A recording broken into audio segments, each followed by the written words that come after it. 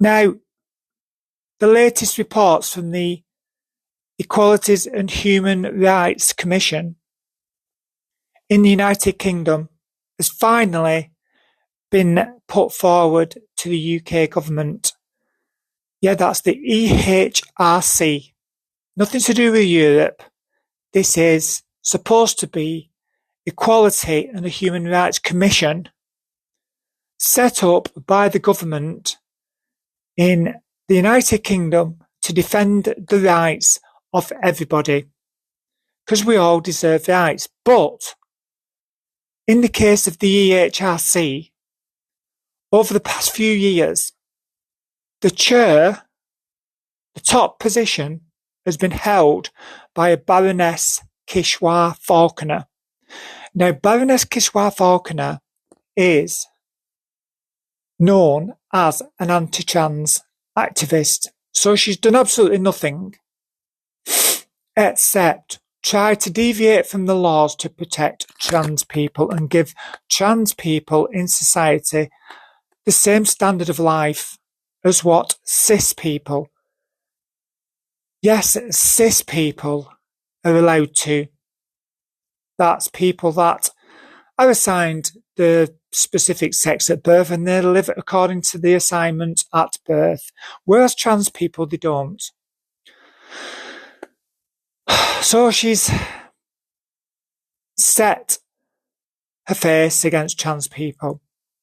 Now, it's just been noted as well that in December, there's going to be a new chair to the EHRC, starting in December, and she's exactly the same as Falconer, being an anti-trans activist and chosen by the government, by the minister, Bridget Phillipson, who is the minister in the Labour Party. This government, the British government, the UK government, she's the Minister for Equalities and Women. And she is also anti-trans.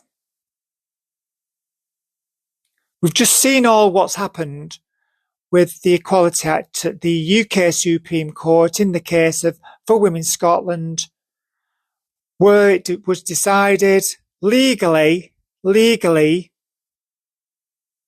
that biological sex, your sex means your biological sex assigned at birth. I'm stating again on here that videos that I do and videos I've done in the past and things like that, I've never come out and said that I am a biological woman. So if I'm not a biological woman, what does that make me? It's obvious, isn't it, really? So anyway, despite nearly 10 years of transitioning, and my transition's finished, and being diagnosed by the NHS, the National Health Service of England, and professional psychologists and psychiatrists say that I've got gender dysphoria. The only thing to get around that was to have counselling, and I had counselling to no avail. So then the other thing is to start hormone replacement therapy, which I did. I started that at the back end of 2016 and it's completed. Everything has gone through the system now. I've had all the surgeries. I've said that before in my other videos. There's no more surgeries to be had in my case. Now, I'm one of a few people under the category of transgender, under this transgender umbrella that I've talked about before, that is fully transitioned, medically transitioned. Some people do not wish to do that, but they still call themselves trans. That is another situation. This may be causing the issue. I don't want to be causing any conflicts with other people that call themselves trans. Okay, I have my own feelings and thoughts about what a trans person is, who a trans person is, what it means. That's for another discussion.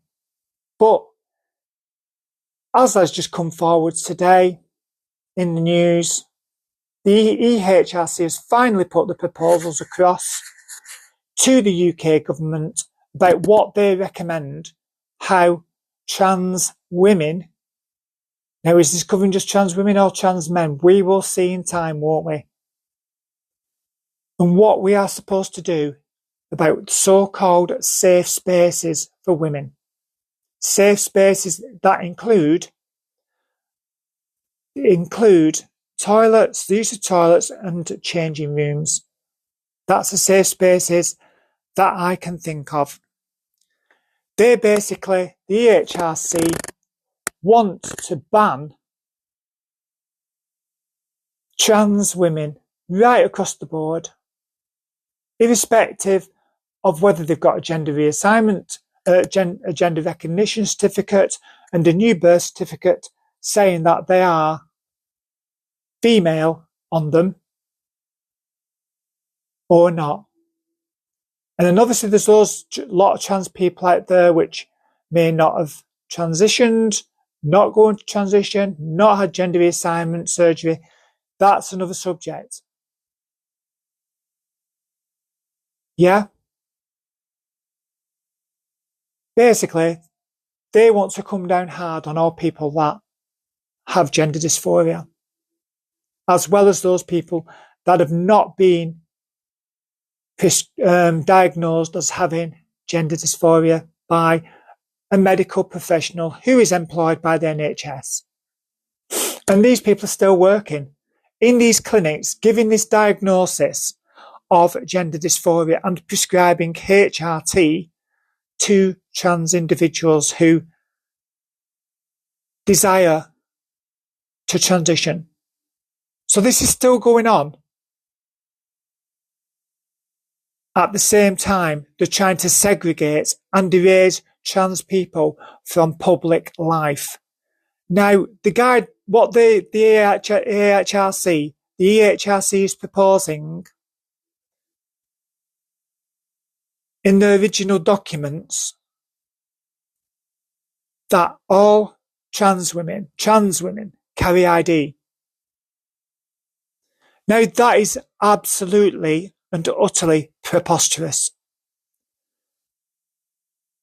So before you go anywhere in the public realm, in a shopping centre, in a restaurant, wherever it may be, you just could be out for a walk and you burst into the toilet and you need to nip into a public lavatory somewhere. That's if you can find one these days. But what do you do when you go shopping in a shopping centre? Yeah? You've got to take your ID in case somebody who is an out-and-out bigot and a transphobe has an issue and decides in their own infinite wisdom to say that that's a man. They shouldn't be in here.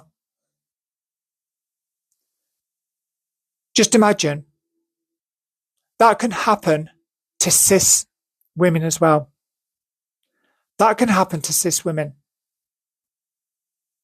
Because you just look around you, and despite what you may be thinking on here, there's a lot of cis, biologically born women that look like they could be males.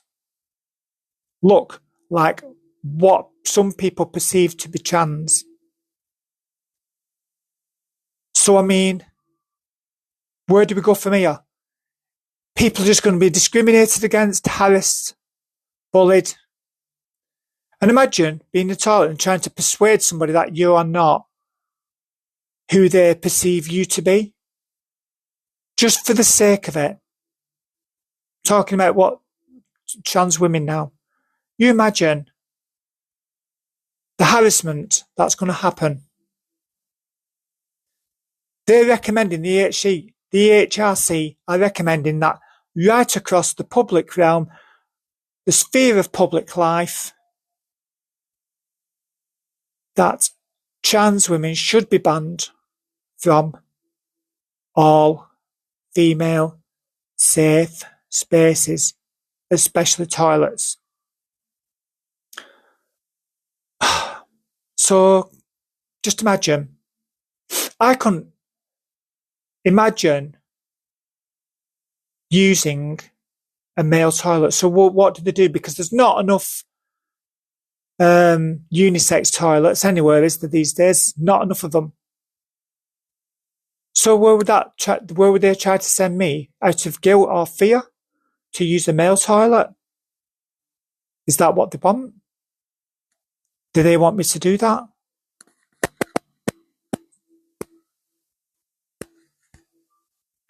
Because that is what they're recommending. And what about trans men then? Because they'll have to carry ID. This means every single person in society is going to have to prove that they are who they say they are, being assigned at birth. Because trans men look like men. They look like men. Beards, they do weight training, whatever it may be. You would never know. So when they have to start using the toilets that they was assigned at birth, female toilets, and you're going to get these people that look like men, and in actual fact are men, going into female spaces, what's going to happen? All hell will be let loose. So where they're going to go to the toilet as well? Disabled toilets, there's not even enough of them. Why should people be using disabled toilets? Is that not discrimination? But these things, they don't seem to care about them, do they? This has not been thought through. This is total and utter and pure harassment. Nothing more and nothing less against trans people, to try and get trans people out of society. Full stop. So they get fearful, they don't go anywhere, to protect these anti-trans activists, a tiny minority, that's all they are, who's whipping up a frenzy and using the media to do that, trying to get trans people out of society by whipping up a fear of trans people in case a trans person does something really naughty in a public toilet or something really naughty in a public changing room. This has been going on for years and years and years and years and years. Trans people using lavatories of their preferred gender and nobody even cared. This is just using trans people as a political football. Nothing else. They're trying to take the earnest of all the failings of the last 14 years of the Tories and so far in this country of the failings of the Labour Party. When they only managed to get in because people were sick of the rubbish of the Tories, of the Conservatives. Because Keir Starmer has showed his mettle. Because he's got none, has he? He's now come out and decided to set his face against trans people. And Wes Streeting, who's an out-and-out gay man, and I've said this before, he has got no love for trans people neither, to say he's part of the LGBT community, which is disintegrating as we see it before us. Because many gay people are transphobic. And in my eyes, they're a traitor. Because right in the beginning, even at Stonewall, where it started in America, and that's why how you get your prides and everything like that these days, it was trans people that stood up for the rights of LGBT rights before the gays did. So they had to resist and fight against the police and all the rest of it. And then we had all that come out in this country. Is it called Clause 28 something by Margaret Thatcher? Is it illegal to be gay? So it's basically homophobic. And that would incorporate being transphobic also. And it's just going on and on and on. The battle's still there. And who's coming out for trans people now? Where's all the gay people? Where's all the lesbians? Where are the rest of the LGBT community in defence of what's happening to trans people? They don't care.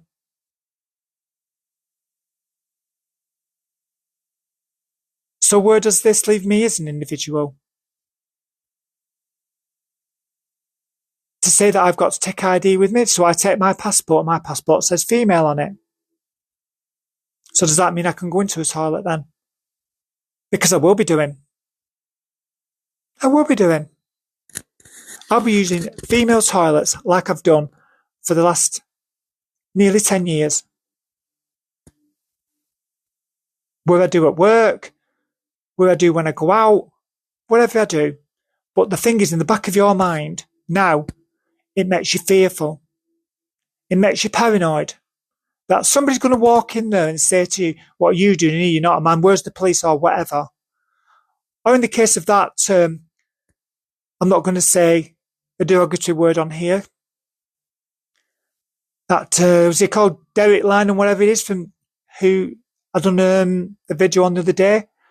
He's saying to punch, cause a ruckus, call the police, or even punch him in the balls. Instigating violence, and then he gets sent to court, and he has the audacity yesterday, I think it was, to turn up with a great big plaque with anti-trans slogans on it already, saying there's no such thing as a transgender child. So if there's no such thing as a transgender child, where's all the trans people in the UK and the world come from then? It's just turf terminology, anti-trans activist terminology. It's just pitiful and pathetic, just like the terminology that the fascists are using these days, the Nazis, the neo-Nazis are using.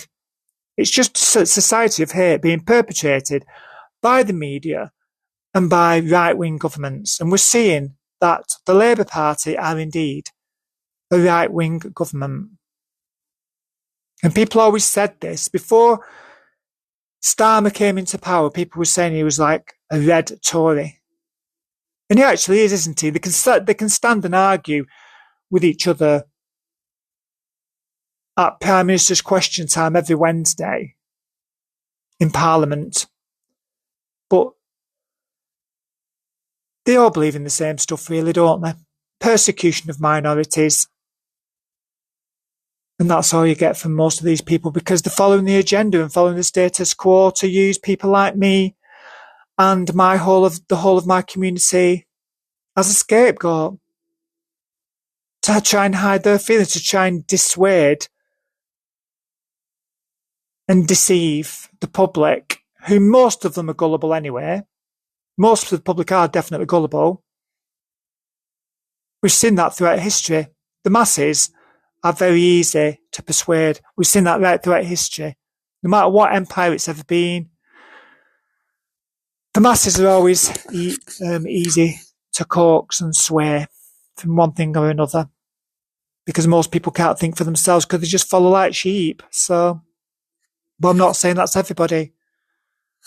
So anyway, the proposals have been put forward, and we're just waiting now for the government to sit and deliberate these proposals. And we know for a fact, don't we? Because when the UK Supreme Court came out and says, yes, all trans women are biological men, Keir Starmer says, yes, I totally agree with that. Fair enough. But he's got these proposals from the HRC. The Labour Party put this person into power. And this Kishwar Falcon, who's still in charge of it, she's adamant before she leaves in December to set her face dead hard against trans people. So, without even thinking, because she does not care, she's a baroness. She does not give a damn about anybody except her anti-trans activism mentality. She does not care about anybody. She doesn't care about women's safe space. She doesn't care about safe space. She does not care about that. She's just got one agenda, and that is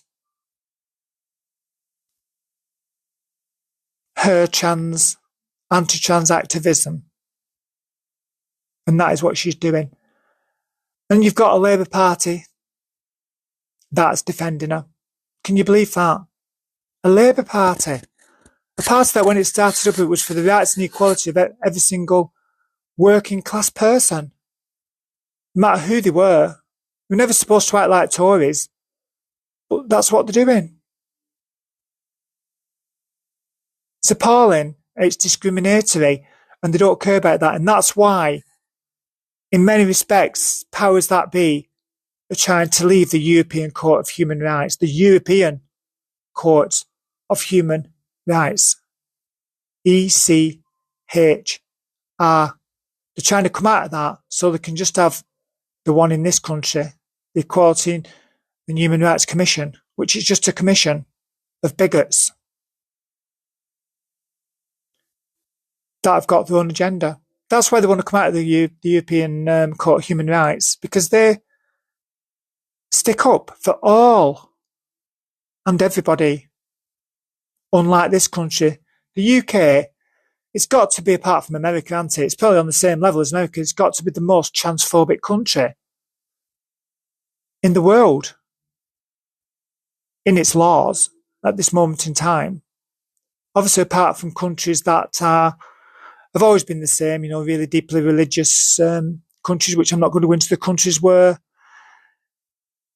like, just to be gay or whatever is not allowed at all. But you never thought this in this country. A couple of years back, it was second or third or something like that in the world lead-ins for the rights of all LGBT people. And what do LGBT people and trans people, how do they harm other people? You may get the odd case every now and again, but you don't hear of it, do you? But some people will find an excuse for anything. So, but anyway, we're just waiting now to see what the government decide on and where we go from here. Put it this way, me, and the person that I am and how I've lived for so long, and believe you me, I've had my discrimination, victimisation, harassment and bullying along the way, lots of that, for who I am. Is it going to start all over again? It's coming down, isn't it, to how passable a trans person may be in society. If you look and act like a woman, if people see you as biologically female in society, you'll get away with it, probably. But should it come down to that? Should it come down to that? Because it looks like it's going to. But if somebody perceives you, somebody decides in the public toilet, like I've already said, somebody thinks that you're a man, you were born a male, and they start shouting up, what trouble is that going to cause? That could be done right across the board. I'm not just talking about trans women, I'm talking about trans men as well. What are you going to get? All you transphobes out there, you're going to get biological men who live as men now probably going into female safe spaces, proper rapists and all the rest of it, sick, deviant people going in to female toilets saying, hang on a minute, I used to be a female.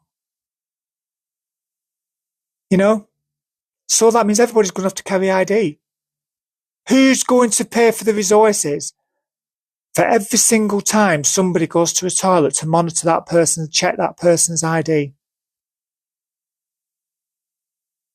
No, we haven't got the resources in this country.